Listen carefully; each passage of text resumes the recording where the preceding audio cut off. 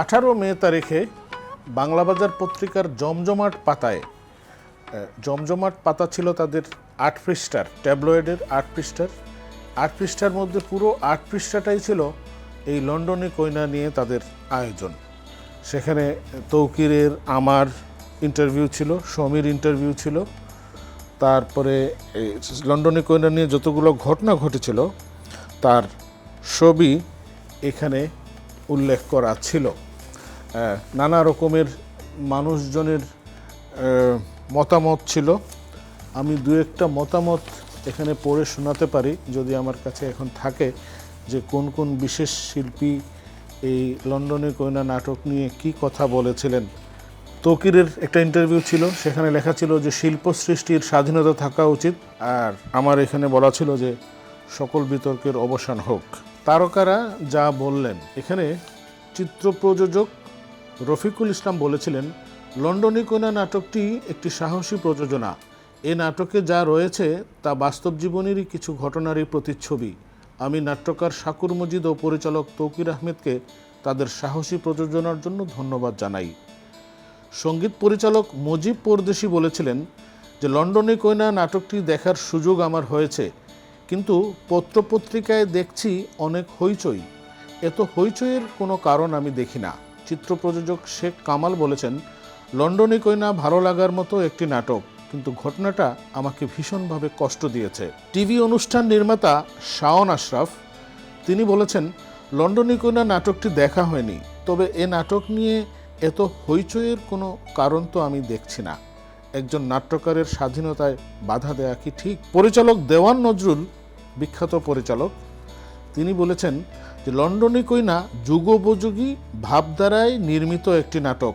সত্য কথা, সমাজের প্রকৃত তথ্য, বিশেষ করে সিলেট এলাকার মানুষদের কৌশলগত কিছু দিক নিয়ে এ নাটক তুলে ধরা হয়েছে। নাট্যকার ও পরিচালককে ধন্যবাদ। নায়ক হেলাল খান বলেছেন, কাউকে হেয় প্রতিপন্ন করা, কাউকে কটাক্ষ করা কোনো নাট্যকারের কর্ম হতে পারে না।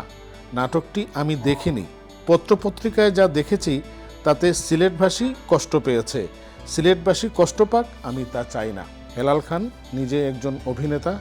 হাসন রাজা নামক একটি নাটকে তিনি নাম ভূমিকায় অভিনয় করেছিলেন।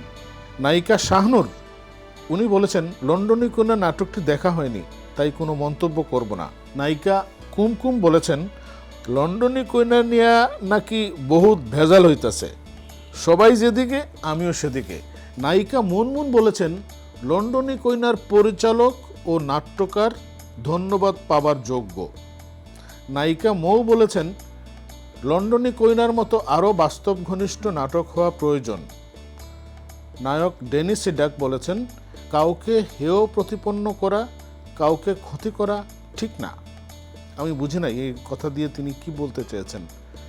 নায়ক আনোয়ার শরীফ বলেছেন, লন্ডনে কইনা দেখা হয়নি, শুনেছি ভালো নাটক।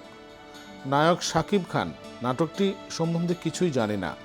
নায়ক শাকিল খান, লন্ডনে কইনা না দেখে মন্তব্য করব না। পরিচালক নূর হোসেন বলাই, সত্যি ঘটনাই তো শুনলাম এ নাটকে আছে। সঙ্গীত পরিচালক দেবেন্দ্রনাথ চট্টোপাধ্যায় বলেছিলেন, লন্ডনে কইনা নিয়ে এত কথা হচ্ছে কেন বুঝি না। কণ্ঠশিল্পী কবিতা পারভিন বলেছিলেন, লন্ডনে কইনা ভালো নাটক শুনেছি। গীতিকার মুন্সি ওয়াদুদ, লন্ডনে কইনা যারা দেখেনি তারাই নাটকটির বিপক্ষে বলছেন। পরিচালক মালেক আফসারি, লন্ডনে কইনা সিলেটবাসীর মনে আঘাত দিয়েছে শুনেছি। নায়ক নাদিম হায়দার, লন্ডনে কইনা না ভালো না মন্দ। পরিচালক আহমদ আলী মণ্ডল, লন্ডনে কইনা ভালো নাটক নহে।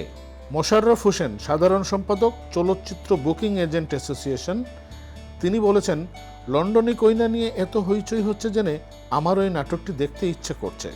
বিদ্যুৎ বিশ্বাস, লন্ডনে কইনা নিয়ে এত দেন দরবার করার এমন কি বা যুক্তি আছে?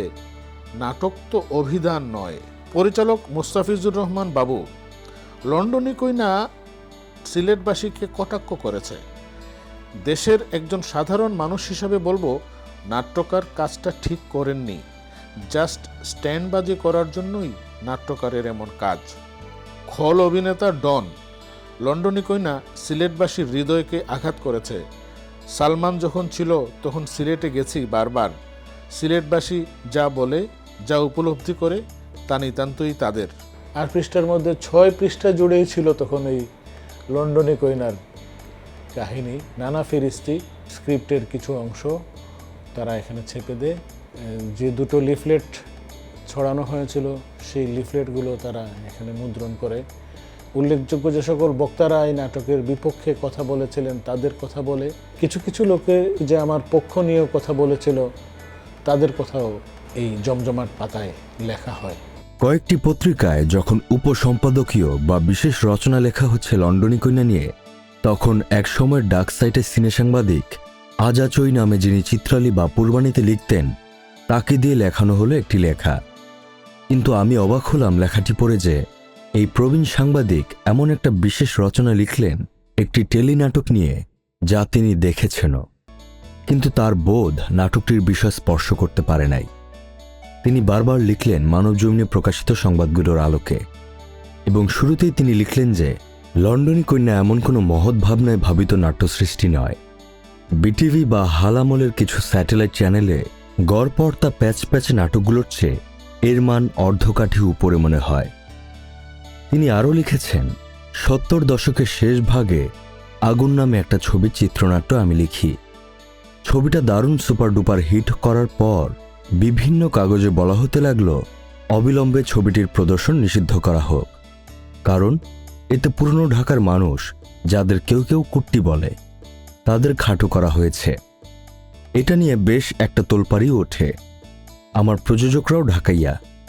তাতেও যখন পার পাই না, তখন আন্দোলনকারী মানুষদের আমি ছবিটা দেখিয়ে বলি, দেখেন, 2টা ঢাকায় চরিত্র নিষ্ঠুর, আর 2টা ঢাকায় চরিত্র কত মানবিক। তারা আমার যুক্তি মানেন সৌভাগ্যক্রমে, কিন্তু আমি অবাক হলাম এটা পড়ে যে এত অভিজ্ঞ একজন চিত্রনাট্যকার এবং চলচ্চিত্র সাংবাদিক কি করে লন্ডনী কন্যা নাটকের দাদু আর রঞ্জুর মতো 2টো চরিত্রের কথা বেমালুম ভুলে গেলেন, যাদেরকে আমি সেই অর্থে একই বৃত্তের 2টি আলাদা চরিত্র হিসাবে উপস্থাপন করার চেষ্টা করেছিলাম।